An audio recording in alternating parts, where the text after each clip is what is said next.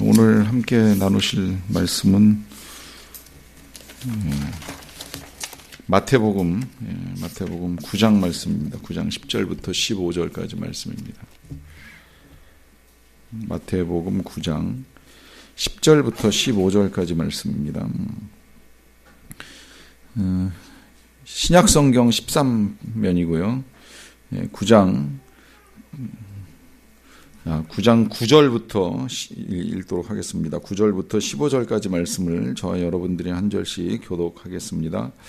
예수께서 그곳을 떠나 지나가시다가 마태라는 사람이 세관에 앉아 있는 것을 보시고 이르시되 나를 따르라 하시니 일어나 따르니라.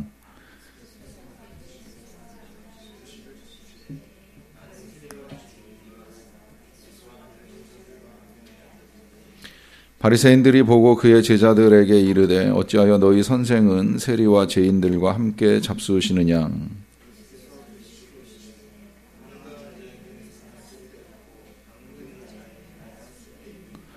너희는 가서 내가 긍휼을 원하고 제사를 원하지 아니하노라 하신 뜻이 무엇인지 배우라. 나는 의인을 부르러 온 것이 아니요 죄인을 부르러 왔노라 하시니라.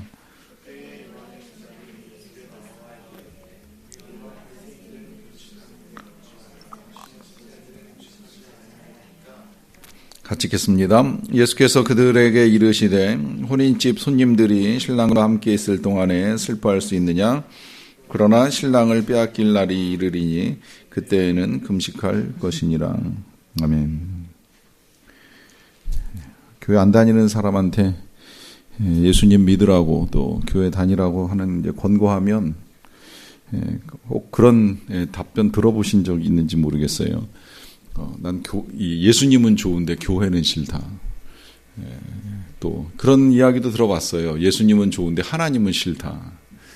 이제 이유가 다 있어요. 그 예수님이 좋은데 하나님이 싫다는 건 이제 그 사람의 생각에 예수님은 사랑의 예수님이신데 이제 하나님은 이제 심판의 하나님, 이제 진노하시는 하나님, 전쟁의 하나님, 이제 구약에서 부분적으로 나타나는 하나님의 모습이다 보니까 이제 그걸 생각하고 사랑의 예수님은 좋은데 하나님 싫다 이제 이렇게 반응하는 거 저도 들어본 일 있어요. 그리고 예수님 좋은데 이 교회는 싫다 이제 이렇게 말하는 경우는 예수님이 사랑의 예수님이신 건 맞지만 그 사랑의 예수님을 믿는 교회, 사실 교회가 싫다는 건 교회를 다니는 사람이 싫다는 거죠. 교회를 다니는 사람들이 보여주는 이제 삶이나 행동이 마음에 들지 않으니까 나는 예수님은 좋지만 교회가 좋은 줄은 모르겠다. 이제 이런 식의 표현으로 예수님을 거절합니다. 근데 그 거절하는 그 사람들의 태도가 이것도 사실 참 조심스러운 이제 비유이긴 합니다만은 그런 거절하는 사람들의 태도가 바리새인의 모습입니다. 바리새인들이 예수님을 싫어한 것처럼 보이지만 처음부터 싫어했던 건 아니에요. 예수님 주변에 제자들이 따라다닐 때 바리새인들도 같이 따라다녔습니다. 처음부터 예수님을 뭐 잡아야겠다, 죽여야겠다 이렇게 맘먹고 따라다닌 것이 아니라 바리새인들의 생각 속에는 예수님이 특별하다라고 하는 걸 알고 있었어요. 그분이 행하시는 기적이나 그분이 말씀하시는 그 진리들을 듣다 보면 자기네들이 지금까지 배우거나 연구했던 것보다도 훨씬 더 이제 수준 높은 차원의 메시지를 전하시다 보니까 바리새인들의 마음에도 그런 생각이 드는 겁니다. 아, 저분이 맞나?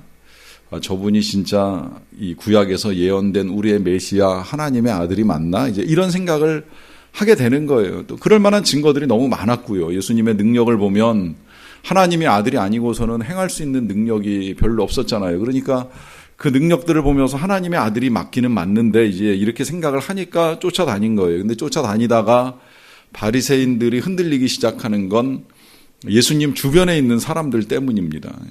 그 주변에 있는 사람들이 바로 이제 오늘 만나는 뭐 세리, 죄인 뭐 이제 이런 사람들이다 보니까 거기다가 제자들이라도 좀 이렇게 스마트하고 뭐 똑똑한 사람들이었으면 볼만 했었을 것인데 이 제자들조차도 저 갈릴리 북쪽 바다에서 낚시질 하다가 부름받고 이제 따라 나온 사람들이어 가지고 그들의 행색이나 모양이 그야말로 현찮은 거예요. 그러니까 이 주변에 있는 사람들로 인하여서도 사람이 세워지는 일이 있는데 예수님 한 분만 놓고 보면 뭔가 특별하신 분이고 하나님의 아들 같은 모습이 있는데 그 주위에 따라다니는 그 부류의 사람들이 예수님을 하나님의 아들로 믿기에 힘들다는 생각을 만드는 거죠. 그러니까 이게 이제 바리새인 입장에서도 똑같이 생각하는 거예요. 예수님은 좋은데 그 제자들이 마음에 안 들어. 그 주변에 같이 있는 사람들이 마음에 안 들어. 이제 이런 생각을 하게 되는 겁니다. 거기다가 이 바리새인들은 지금 이 예수님 주변에 있는 그 세리나 이 죄인들하고 이 자신들이 굉장히 다르다는 생각을 많이 했거든요. 우리가 지금 이 비유를 보는 흐름을 이제 마가복음으로부터 시작을 해서 마가복음과 마태복음에 이제 공통된 걸 먼저 보고 그 다음에 이제 누가복음으로 가서 보고 그리고 이제 마태복음에 그 겹치지 않은 비유들 몇 개 더 보고 이제 요한복음으로 넘어가려고 이렇게 생각을 하고 있는데 순서가 좀 바뀌기는 했습니다만은 그래서 오늘 요 비유의 상황이 어떻게 보면 이제 지난 시간에 우리가 들었던 거보다 이제 먼저 들으셨으면 좋았을 텐데 순서는 좀 바뀌었지만 뭐 이해하는데 크게 어려움은 없어요. 그 바뀐 순서는 이 예수님 이 바리새인들이 이 세리와 죄인들을 바라보는 이제 시각이 절대 그들과는 함께할 수 없다고 생각을 한 거예요. 왜냐하면 전에도 잠깐 말씀드렸듯이 이 자기 자신들은 그들하고 다르다고 생각을 해 왔었기 때문에 계속해서 그들은 절대 그런 죄인들과 함께 먹지 않는다. 또 그들이 파는 물건은 사지도 않는다. 또 그들의 집에는 절대 들어가지 않는다라고 하는 이 나름대로의 기준을 가지고 있었습니다. 여러분, 우리가 신앙생활 하면서 이제 주의해야 될 것이 이제 이런 건데요.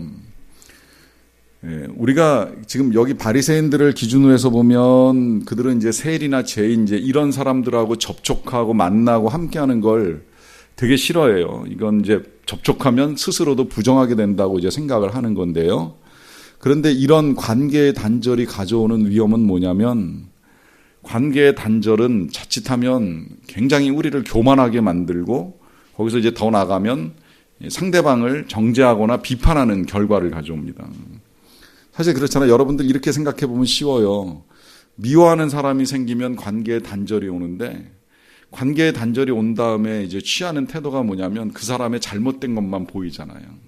저런 사람이 교회 다녀, 저런 사람이 집사래, 뭐 저런 사람이 뭐래 이제 이러면서 계속 비판을 해요. 그리고 비판하는 과정 중에 알게 모르게 내가 의롭다는 함정에 빠져 있는 거예요. 그러니까 이 두 가지가 이제 함께 저질러지는 거죠. 내가 의롭다는 죄와 그 다음에 이제 상대방을 정죄하는 이 죄에 함께 묶여버리는 일이 일어나는데 이 바리새인들이 거기에 묶여버린 거예요. 이제 자기들의 의로움, 자기들이 거룩하게 살기 위해서 뭐 이것저것 근절하고 잘라내고 11조하고 금식하고 이것 사실은 다 귀한 건데 그렇게 사는 것까지는 괜찮았는데 그런 생각 속에 내가 세리나 죄인들과 함께 할 수 없어, 함께 먹을 수 없어, 그들의 집에 들어갈 수 없어, 이제 이런 생각들로 관계의 단절을 가져오고 나니까 그 다음에는 이제 그들을 비판하고 그들을 정죄하다가 자기의 이제 교만함에 빠지는 상황에 이르게 되는 거죠.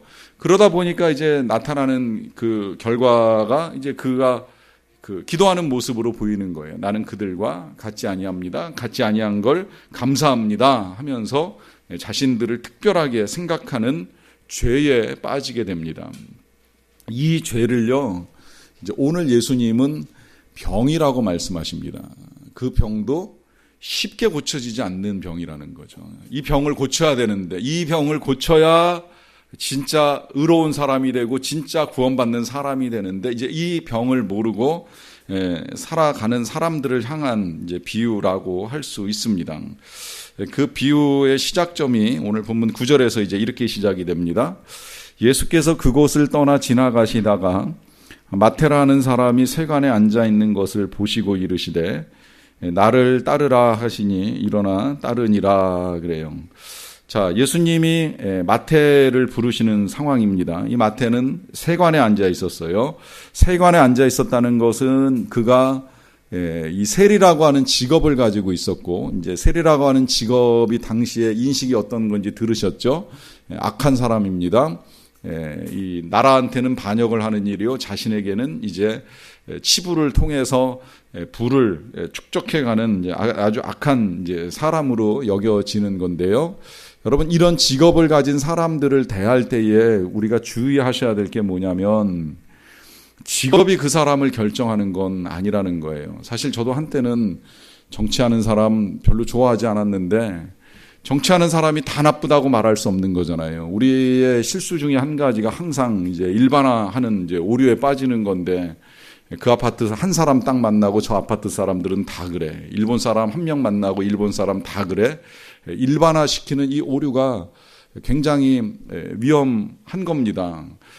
남자 한 명 만나고 속군한 다음에 역시 남자는 다 도둑놈이야 이래버리면 도둑놈 아닌 사람도 있을 터인데 다 그렇다는 거 진짜 굉장히 위험한 일이거든요.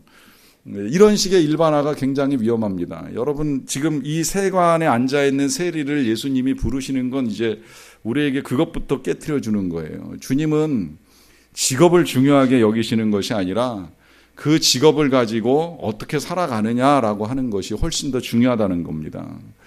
목사라고 해서 다 선한 것도 아니고요.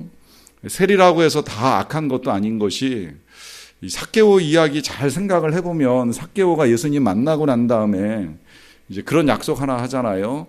내가 남의 것을 토색했으면, 억지로 빼앗았으면 4배로 갚겠습니다라고 하는 약속을 하잖아요. 뭐 가진 재산 절반 터는 거는 말할 것도 없거니와 이제 그건 어려운 사람 돕겠다 그러고, 누구 거 뺏은 일 있으면 4배로 갚겠습니다 그러는데, 사실은 남의 걸 뺏어본 적이 있는 사람은 이런 말을 쉽게 못해요.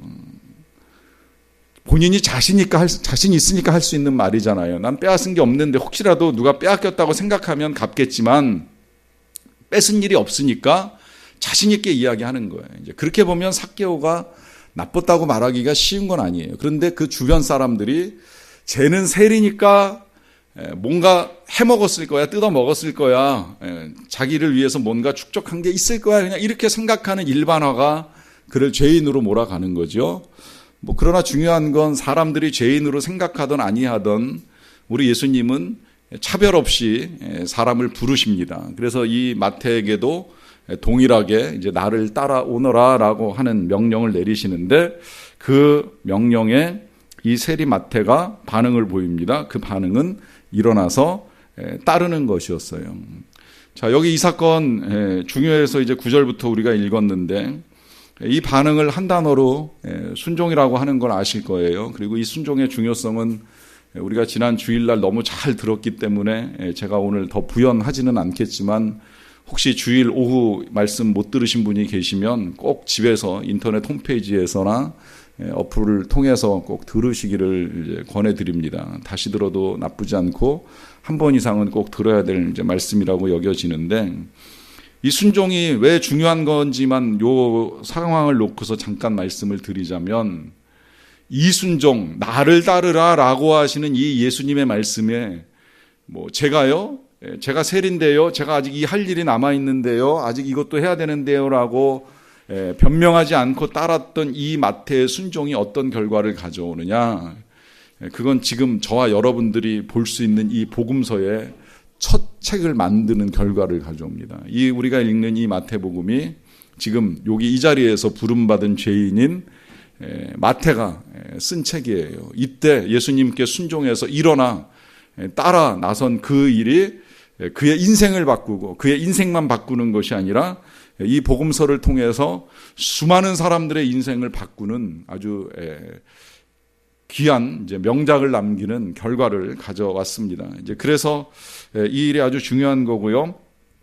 그렇게 이제 이 마태가 예수님을 따르고 난 다음에 우리 예수님께서 마태의 집에 앉아가지고 10절로 넘어갈게요. 마태의 집에 앉아서 음식을 잡수시는 일이 있었습니다. 음식을 잡수시는 거는 이제 식탁 공동체라고 표현하기도 하는데, 뭐 이렇게도 보더라고요. 이제 그가 세리의 직업을 끝내면서 세리 친구들과 함께 송별회를 하는 자리일 수도 있고요.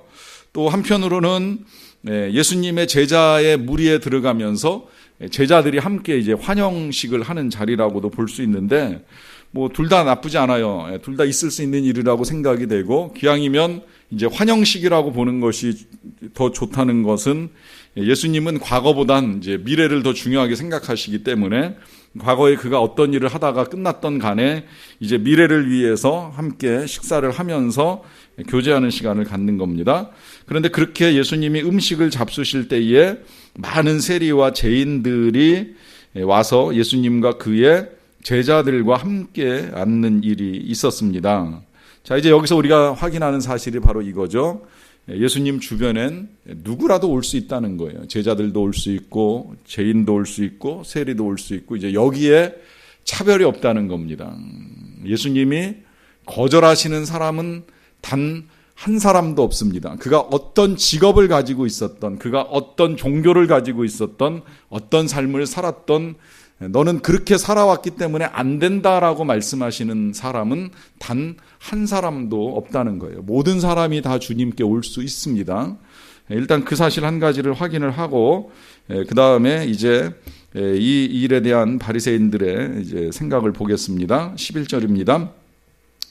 바리새인들이 보고 그의 제자들에게 이르되 어찌하여 너의 선생은 죄인들과 함께 잡수시느냐라고 하는 이제 질문을 합니다. 이제 오늘 여기 본문에서 보면 예수님이 두 부류의 사람들에 의해서 두 가지의 질문을 받으시는데, 이제 그 중에 첫 번째 질문을 받는 거예요. 사실 직접 받으신 질문은 아니고 제자들이 받은 질문을 예수님도 들으셨어요. 그 질문이 어찌하여 너희 선생은 세리와 죄인들과 함께 잡수시느냐라고 하는 이제 질문입니다. 근데 이 질문에는 이제 몇 가지 의도가 있어요. 첫 번째는 뭐냐면, 자기들이 생각했던 메시아, 그 메시아가 하나님의 아들로 이 땅에 오실 터인데, 그 거룩하신 하나님의 아들이 만약에 이 땅에 오셨다면 저런 죄인들과 함께하는 것은 불가하다고 생각을 한 거예요.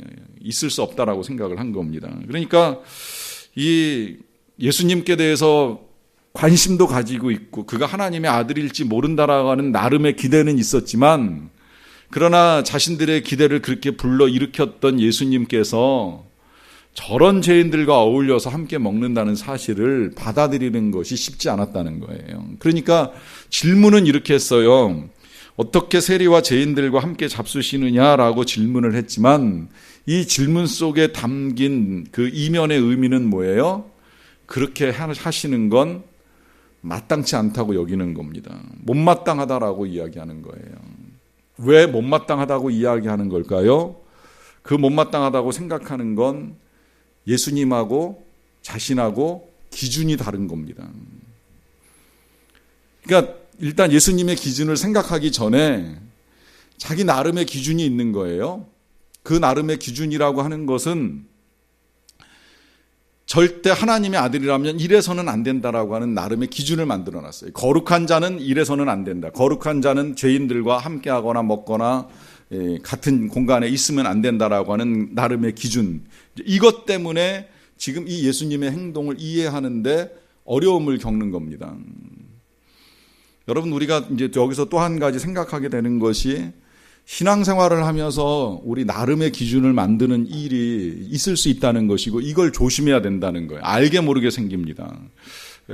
우리가 많이 듣는 예로 교회 안에 오랫동안 이제 악기에 대한 기준을 정해놓고 피아노 아닌 다른 악기는 뭐 다 하나님을 예배할 수 없다라고 하는, 이것이 자기의 기준인 거를 사람들이 모르고 살아와요. 시편 보면 온갖 악기들이 다 동원이 되는데, 이 교회가 만들어지고 교회 역사가 흘러오는 동안에 한땐 피아노도 정제를 굉장히 많이 받았던 악기인데, 이제 그 이후에는 이제 드럼이 정제를 받고 하면서 이 각자의 기준에 따라서 이제 남을 판단하고 평가하는 일들이 이 교회 안에 일어납니다.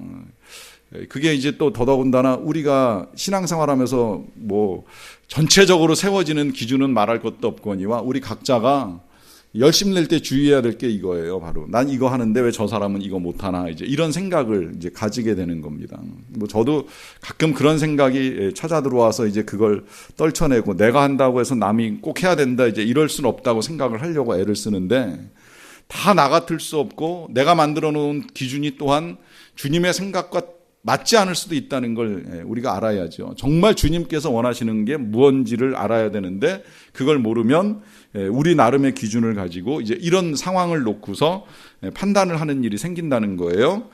그러다 보니까 이제 예수님께서 들으시고 보이시는 반응이 오늘 이제 11절에 12절에 이렇게 기록되어 있습니다.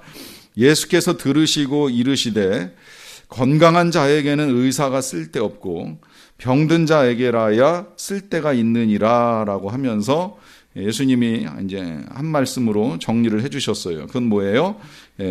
건강한 자에게 의사가 필요하다. 병든 자에게 건강한 자에게 의사가 필요 없고, 자 병든 자에게 쓸데 있다라고 하는 이제 말씀으로 정리를 해주셨는데, 자 이제 중요한 건 자 이 의사라고 하는 이제 첫 번째 비유입니다. 오늘은 좀 특이하게도 예수님이 하나님 나라에 관한 비유를 말씀하시는 것이 아니라 하나님 나라의 중심이시고 또 하나님 나라 그 자체이신 예수님에 대한 비유를 하신다고 여러분들이 보시면 돼요. 여러분, 우리가 하나님의 나라 비유를 지금 계속 보고 있는데 이 하나님의 나라는 예수님하고 분리된 나라가 절대 아니에요. 예수님이 오심으로 하나님의 나라가 시작이 되고 예수님과 함께 하나님의 나라가 이루어지고 예수님의 재림과 함께 하나님의 나라가 완성되기 때문에 하나님의 나라는 이퀄 그냥 예수님 이렇게 생각을 하셔도 틀리진 않아요. 그래서 우리가 이 땅에서 하나님의 나라를 제일 잘 경험하고 살아가는 건 예수님과 동행하고 함께하는 건데, 그 하나님의 나라이신 예수님을 오늘 성경에서는 이제 의사라고 하는 말씀을 통해서 예수님이 비유를 하십니다. 자, 비유 항상 우리에게 쉽게 전달돼요. 말 그대로 이 의사는 환자에게 필요한 사람이지 건강한 사람에게 필요한 건 아니라는 거예요. 자, 그렇다면 의사가 필요한 사람이 있고 필요하지 아니한 사람이 있는 건데, 이제 여기서 우리가 조금 더 생각을 해봐야 되는 건 뭐냐면, 환자라고 해서 다 의사를 만나느냐? 그건 또 아니라는 거예요. 그러니까 이 환자가 의사를 만나기 위해서, 자신의 병을 고치기 위해서 의사를 만나는 일이 있어야 되는데, 그 의사를 만나는 일을 하고자 한다면 제일 먼저 필요한 것이 있습니다. 그건 뭐냐면 자신이 환자라고 하는 인식이 필요하다는 거예요. 이 인식을 못하면 병이 몸에 생기고 이게 깊어져도요 절대 의사를 찾지 않습니다. 요새 왜 우리나라에서 이제 1년에 한 번씩 2년에 한 번씩 나라에서 검진해 주는 일 있잖아요. 이 검진을 이제 계속 권장하고 이제 필요하다라고 인식하게 된 이유가 뭐예요? 내 안에 병이 있는지 없는지를 인식해야 치료를 하거든요. 그 인식은 또 빠를수록 좋아요. 그런데 아무리 의사가 있고 내 안에 병이 있어도 환자가 스스로 내 안에 병이 있다는 사실을 인식하지 않으면 절대 치료할 수 없다는 거예요. 그러니까 이게 굉장히 중요한 겁니다. 왜 중요한지 이제 적용하면서 또 봐도 좋을 것 같아요. 자, 그 다음에 우리가 병을 인식을 했어요. 뭔가 어디가 아파요. 통증이 생기거나 하여튼 뭔가 좀 이상이 온 것 같아요. 답답함이 생기거나 해서 자, 병원을 찾아갔어요. 자, 병원을 찾아간 이 환자가 그 다음에 이제 의사 앞에서 해야 될 일이 뭐예요? 의사가 환자를 제일 먼저 만났을 때 하는 게 뭡니까? 여전히 지금도 환자는 의사를 처음 만나게 되면 제일 많이 하는 일, 특히 검진 받을 때 보니까 그렇더라고요. 제일 많이 하는 일이 질문에 답을 쓰는 거잖아요. 뭐 담배는 얼마나 폈냐부터 시작해서 술은 얼마나 마시냐, 뭐 운동을 얼마나 하냐, 온갖 것 질문에다가 이제 계속 체크를 해나가는 일이 있습니다. 그 모든 질문에 환자가 보여야 되는 반응은 뭐예요? 정직함입니다.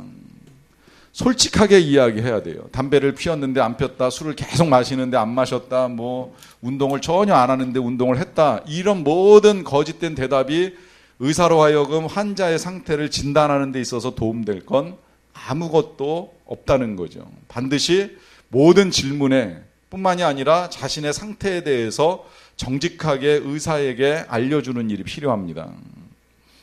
자, 여기서 치료가 끝나는 거 아니라는 걸 아실 거예요. 치료가 되려면 또 몇 가지가 더 필요한데, 그 중에 하나가 이제 의사에 대한 신뢰가 필요합니다.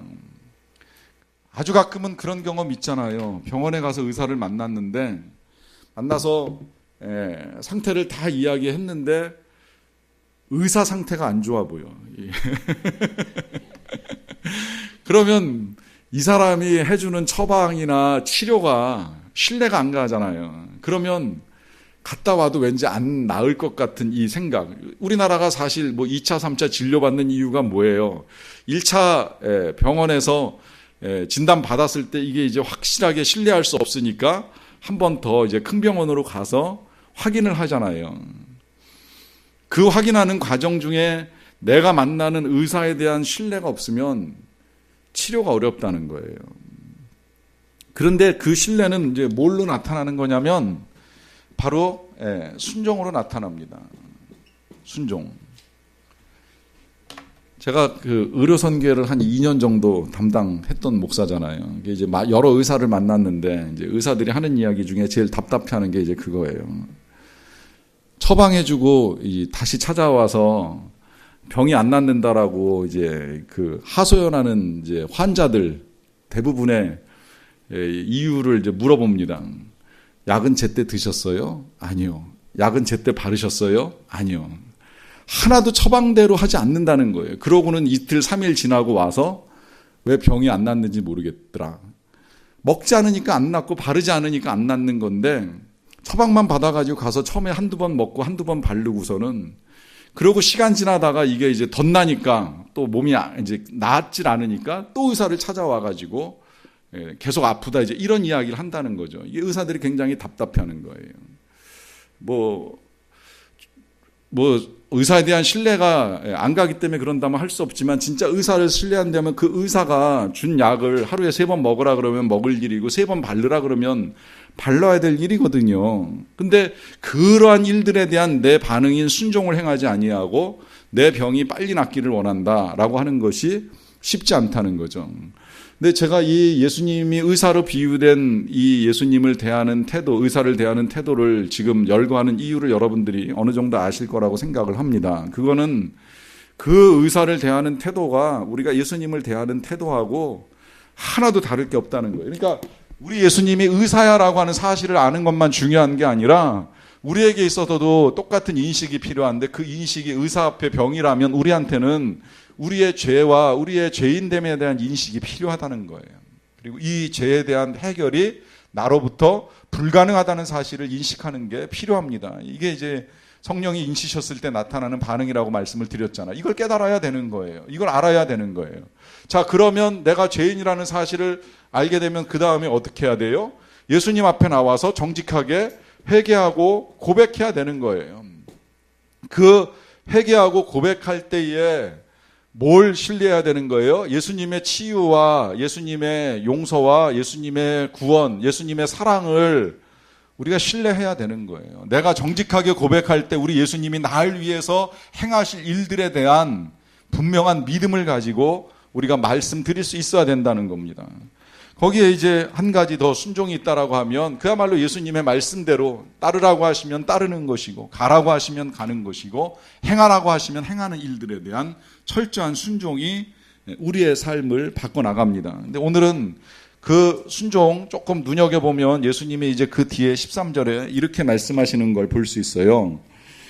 너희는 가서 내가 긍휼을 원하고 제사를 원하지 아니하노라 하신 뜻이 무엇인지를 배우라. 나는 의를 부르러 온 것이 아니요 죄인을 부르러 왔노라 라고 하는 말씀을 하십니다.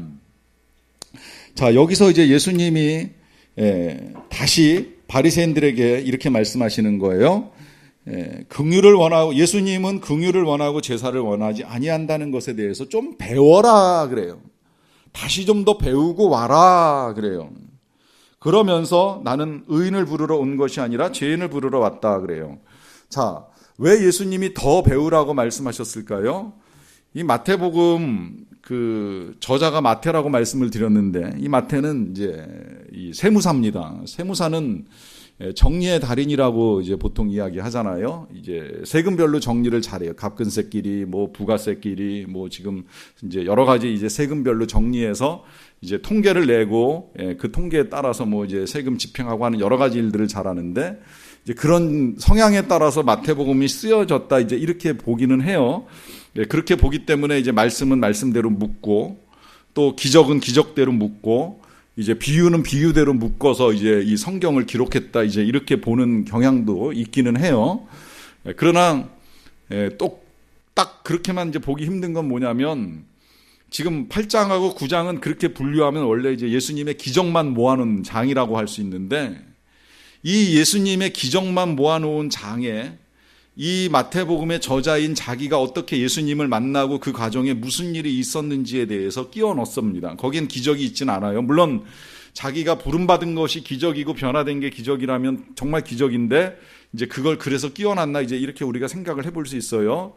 그게 아니라면 지금 이 마태는 예수님을 만나고 나서 이제 그가 경험했던 것을 이렇게 일관성 있게 써나갔다고 볼 수 있는데 그 써나간 내용 중에 앞에 우리가 뭐 이번에는 안 봤습니다만은 앞에 5장과 6장과 7장에 뭐가 있는지 아시죠? 산상수훈이라고 하는 예수님의 교훈이 있습니다.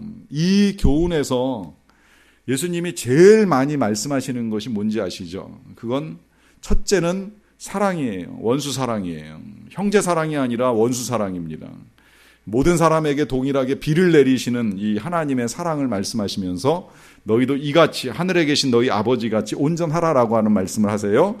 그 사랑을 말씀하시는 예수님이 지금 여기서 뭐라 그래요?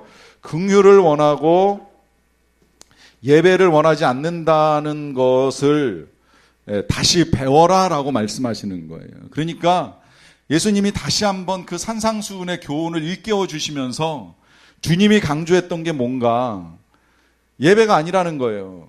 긍휼이라는 거예요. 자, 그런데 이제 이런 오해는 좀 없으셨으면 좋을 것이 이때 이 예배가 그 예수님의 산상수훈에서는 기도와 금식과 구제로 이제 그 정리가 됐는데요. 이런 모든 것들보다 지금 예수님이 원하시는 게 뭐냐라고 했을 때 긍휼이라고 하는 사실을 잊지 말라라고 하는 부탁을 해요. 근데 오해의 소지가 큰 건 뭐냐면 이 예배는 사실은 굉장히 중요한 일입니다.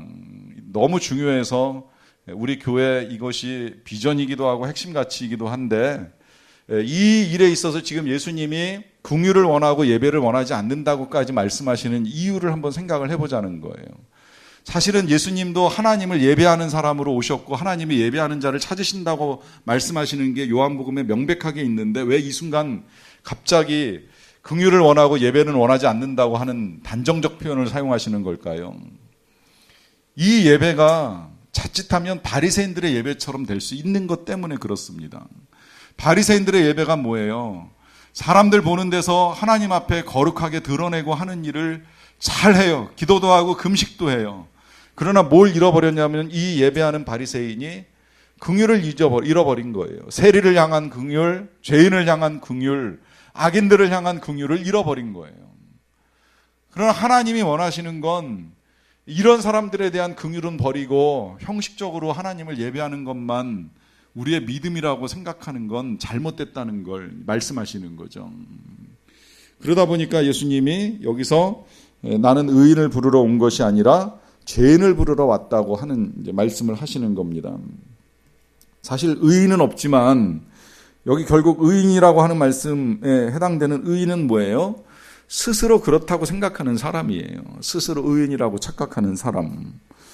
그런 사람은 예수님께 올 수가 없습니다. 인식할 수 없기 때문에. 그러나 예수님은 죄인을 부르러 오셨다고 말씀하시면서 스스로가 죄인임을 인식하는 사람을 이제 예수님이 맞이하신다는 걸 볼 수가 있어요. 여기서 사실 조금 더 보고 싶은 건 뭐냐면 저는 이 긍휼이 뭐 사랑일 수도 있고 자비일 수도 있고 우리가 예배하는 일의 결과로 반드시 나타나야 되는 건 이제 이 하나님과 영혼을 향한 사랑으로 나타나야 된다라고 하는 것에 있어서는 뭐 100번 그렇게 생각을 하는데 다만 이제 조금 더 부연하고 싶은 욕심이 생기는 건 뭐냐면요.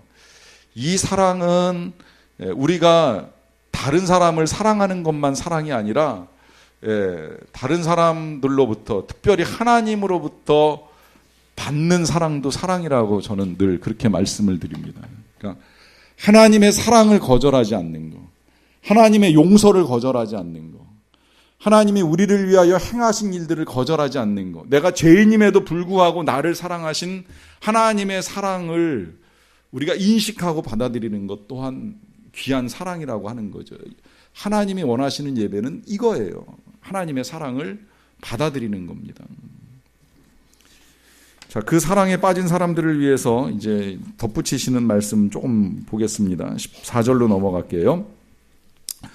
그때 요한의 제자들이 예수님께 나와서 말합니다. 우리와 바리새인들은 금식하는데 어찌하여 당신의 제자들은 금식하지 아니하나이까. 이제 여기서 또 한 번 우리가 아까 보았던 이제 그런 문제가 생겨나는 거예요. 우리는 하는데 왜 쟤들은 안 합니까? 자, 여기 묶어서 지금 이야기하는 표현이 요한의 제자인 우리는 금식합니다. 또 바리새인들도 금식합니다. 그런데 왜 예수님 당신의 제자들은 안 합니까? 왜 우리가 하는 걸 당신의 제자들은 안 합니까? 라고 하면서 자신들의 기준을 가지고 또 이 예수님의 제자들을 이제 판단하는 이제 일이 생겨난 겁니다. 자, 그러자 예수님께서 이 15절에 이제 이렇게 답변을 하십니다. 예수께서 그들에게 이르시되 혼인집 손님들이 신랑과 함께 있을 동안에 슬퍼할 수 있느냐? 그러나 신랑을 빼앗길 날이 이르니 그때는 금식할 것이다 라고 하는 말씀으로 이제 결론을 내려주셨어요. 자, 이 신랑이라고 하는 존재가 이제 자주 예수님께 비유되는 존재지요. 오늘 예수님은 자신을 의사라고 하는 비유와 함께 신랑이라고 하는 비유를 가지고 말씀을 하셨는데, 이제 이 비유는 나중에 우리 모두를 다 신부로 묶어서 표현하는 편지와 계시에서도 이제 너무 많이 드러나는 이제 표현인데요. 자, 이제 이 신랑의 가치가 이제 오늘날의 가치로 이제 보시면 좀 힘들고, 이제 이 고대 사회에 있어서의 신랑의 가치를 봐야 될 필요가 있어요. 일단 이 신랑은 이 신부에게 있어서 가장 중요한 존재입니다. 왜 중요하냐라고 했을 때에 이제 그 신부의 뭐라 그럴까요? 신부에 있어서 신분이나 아니면 신부에 있어서 경제적인 문제나 신부의 모든 것들이 이제 이 완벽하게 이 전부가 해결되고 존중받고 하는 이 모든 일이 신랑에 의해서 결정되기 때문이에요. 그러니까 당시에 신부는 이 부잣집 며느리로 시집을 가서 살아도 신랑이 사라지면 아무것도 아닌 게 된다고 하는 거 우리가 앞서 배웠잖아요. 신랑에 의해서 신부의 모든 것이 결정납니다. 오늘날에야 이제 그게 좀 다르잖아요. 신부가 뭐 자기 나름대로 뭐 직업을 가질 수도 있고 자기만의 세계를 만들어갈 수 있는데, 이 고대 사회의 신랑은 모든 거였어요. 그래서 그 신랑에 의해서 경제적인 것까지 다 해결을 받으면서 정말 신랑이 없으면 안 되는 이제 그런 존재죠. 자, 이 존재의 가치를 이제 인식하고 난 다음에, 그러하기 때문에 이 혼인잔치라고 하는 건 이제 신부가 신랑을 맞이하는 이제 특별한 일이면서 동시에 그 신랑으로 말미암아 잔치가 진행되니까 이 신랑의 존재 자체가 잔치에 있어서는 굉장히 중요한 존재가 되는 거예요. 지금 예수님은 이 마태의 집에 들어가서 식사를 하는 그 자리에 이제 자신을 신랑으로 비유하면서 지금 이 잔치가 이제 그런 잔치라고 이제 말씀하시는 겁니다. 아까 제가 왜 이 마태가 지금 잔치를 하고 먹는 이것이 송별식보다는 환영식이라고 보는 게 낫다고 말씀드린 이유가 이제 여기 있는 거예요. 그러니까 이 마태가 예수님을 만나면서 이제 과거를 청산하고, 그의 과거가 뭐 어땠든지 간에 예수님과 함께 새롭게 출발하는 이제 기가 막힌 혼인잔치가 되는 거죠. 예수님을 전부로 받아들이면서 예수님으로 말미암아 그의 지위와 신분이 올라가면서 이제 새로운 출발점에 있는 거기 때문에 이제 굉장한 환영식이 벌어지고 있는 건데, 그 환영식이 벌어지고 있는 자리에서 굳이 슬퍼하고 금식하고 할 필요가 있겠느냐 말씀하시는 거예요. 여기서 사실 지금 이 제자들이 금식한다라고 하는 거, 바리새인들이 금식한다라고 하는 것에 대한 의미도 한 번 더 이제 짚고 넘어가는 문제가 되는 건데, 그 의미를 그래서 예수님이 마지막에 이제 이렇게 정리를 해 주십니다. 그러나 신랑을 빼앗길 날이 이를 수 있는데 그때는 금식하라 그래요. 자, 이 말씀 이렇게 이제 정리해 볼 수 있을 것 같아요. 주님이 함께 계시면 슬퍼할 일이 없습니다.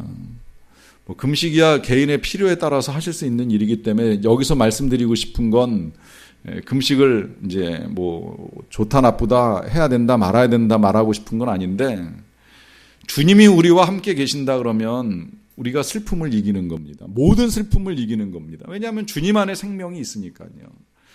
주님 안에 기쁨이 있고 주님이 전부이니까 신랑이 우리와 함께 있는 동안에 슬퍼한다는 건 사실은 불신앙입니다. 좀 상황이 감당하기 힘들어도 그 슬픔을 이기는 위로가 우리 예수님께로부터 임한다는 걸 우리가 분명히 믿고 나아가야 돼요. 그러나 진짜 슬퍼해야 될 건 다른 어떤 것이 아니라 신랑을 빼앗긴다. 예수님이 우리를 떠나는 겁니다. 이게 당시 제자들에게는 예수님이 십자가를 지는 일, 죽음을 당하는 일 정도로만 여겨졌을지 모르겠지만, 이제 우리는 예수님이 성령의 인치심으로 우리 안에 계시는 걸 알잖아요. 근데 이 우리 안에 계시는 예수님이 어느 순간 보니까 이 필립 얀시 고백처럼 내 안에 안 계신 것처럼 느껴지는 상황이 있어요. 왜냐하면 우리가 예수님이 내 안에 계시고 내가 예수님 안에 거한다는 사실을 빼앗거나 아니면 잊어버리도록 만드는 일이 사단으로부터 끊임없이 우리에게 도전되기 때문입니다. 그런 일들 가운데에 어느 순간 돌아보니 정말 내 안에 하나님이 아니 계시고 내 안에 예수님이 빼앗긴 것 같은 느낌이 들면 지금 예수님이 그렇게 말씀하시는 거예요. 그때는 금식해야 된다. 금식하라는 게 그냥 밥만 굶으라는 것이 아니라 금식하는 마음처럼 간절하게 다시 주님을 찾으라는 거죠. 주님이 없으면 슬퍼하는 게 마땅하다는 거예요. 주님과 함께 다시 시작해야 되기 때문에 애통하며 주님을 구해야 된다는 겁니다. 그러나 그 주님과 함께 있는 동안에는 우리가 슬픔을 이기고 감사와 행복을 누릴 수가 있는 것입니다. 오늘 이 의사 되신 주님 앞에 죄인됨을 용서받은 저와 여러분들이 늘 신랑 되신 예수님과 함께 충만한 기쁨 누리시기를 간절히 축원합니다. 같이 찬양하고 기도하겠습니다.